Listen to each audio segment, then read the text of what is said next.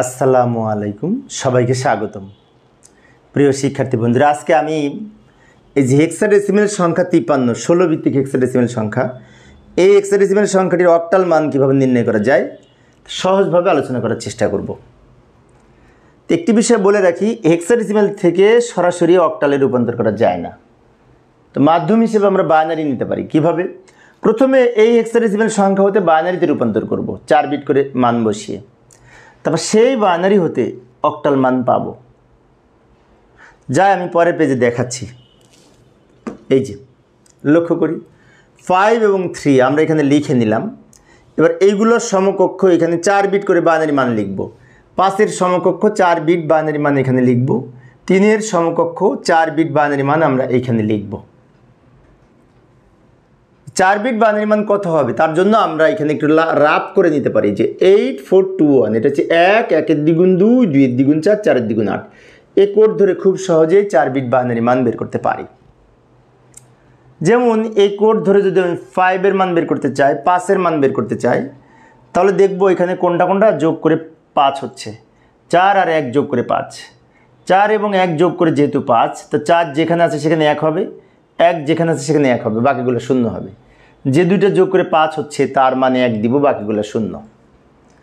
তাহলে এইখানে 0 আর 4-এর পরিবর্তে 1 আর 1-এর পরিবর্তে 1, যেটা যেটা যোগ করে 5 হয় সেখানে 1 হবে, আর বাকিগুলো শূন্য হবে। এটা হচ্ছে 5-এর 4 বিট বাইনারি, 5-এর নিচে লিখব। এবার 3-এর মান কত হবে? 3 কিন্তু এই শেষের দুটো যোগ করে 3, শেষের দুটো যোগ করে যেহেতু 3, সেই জন্য শেষের দুটো 1 হবে। এই যে লক্ষ্য করি, শেষের দুটো 1 হবে, আর প্রথম দুটো যোগ করার দরকার নেই, তার মান 0 হবে। 0 0 1 1, এটা আমরা এখানে লিখব।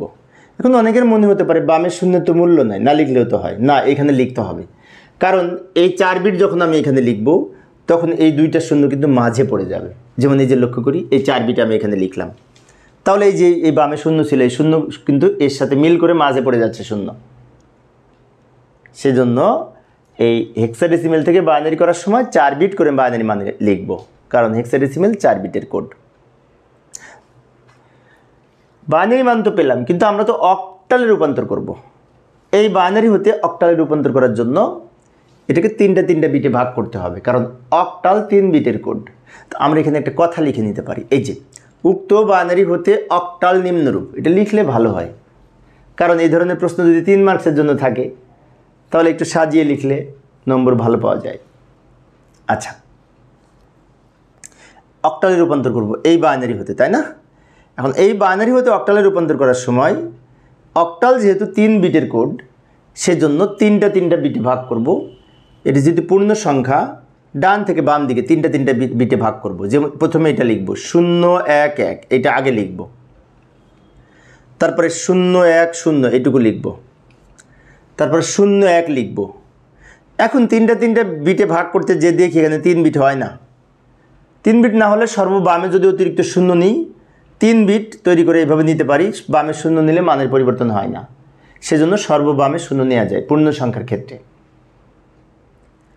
এইবার এইগুলোর সমকক্ষ এখানে আমরা কি করব? অক্টাল মান লিখব। এখন অক্টাল মান কিভাবে নির্ণয় করব? তার জন্য আমরা আরেকটা কোডের হেল্প নিতে পারি। এখানে যেমন 4 বিট ছিল, তাই 1, 1-এর দ্বিগুণ 2, 2-এর দ্বিগুণ 4, 4-এর দ্বিগুণ 8। বাট এইখানে যেহেতু 3 বিট, এই পর্যন্ত হবে। এই 1 2 এই 3টা, 1, 1-এর দ্বিগুণ 2, 2-এর দ্বিগুণ 4, এইটুকু। এখন আমরা এটা দেখে এটার মান বসাবো। প্রথমে এইটা যদি এটার সাথে মিলিয়ে দেখি, সবার শেষে 1 আছে, যেখানে 1 আছে সেখানে এই 1 আছে, এই 1 এখানে লিখব। আবার এখানে একটা কিন্তু মাঝখানে আছে, 2 যেখানে সেখানে 1 আছে, তো এই 2 এখানে লিখব।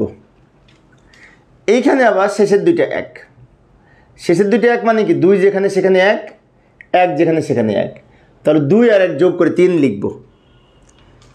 1 যদি একাধিক থাকে, যেখানে যেখানে থাকবে সেগুলো যোগ করে লিখব। এবার এইগুলো যদি একসাথে লিখি তাহলে এই অক্টাল মান পাবো 1 2 3 123। এই যে 123 লিখলাম।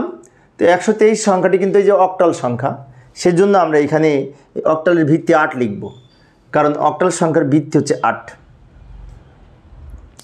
তাহলে এই যে 16 ভিত্তিক হেক্সাডেসিমেল সংখ্যা হতে অক্টালে রূপান্তর করার জন্য মাঝখানে আমরা বাইনারি করেছি 4 বিট করে মান বসিয়ে, পরবর্তীতে আবার তিনটা বিটে ভাগ করে অক্টাল মান পেয়েছি। আমরা যখন 4 বিট করে মান বসাবো তখন 8421 এই কোডের হেল্প নিতে পারি, যেমন রাফে দেখিয়ে দিয়েছি। আবার যখন এটার সমকক্ষ 3 বিট সমতুল্য অক্টাল মান বসাবো তখনও কিন্তু এই কোডের হেল্প নিতে পারি। তো আশা করি এখন তোমরা পারবে।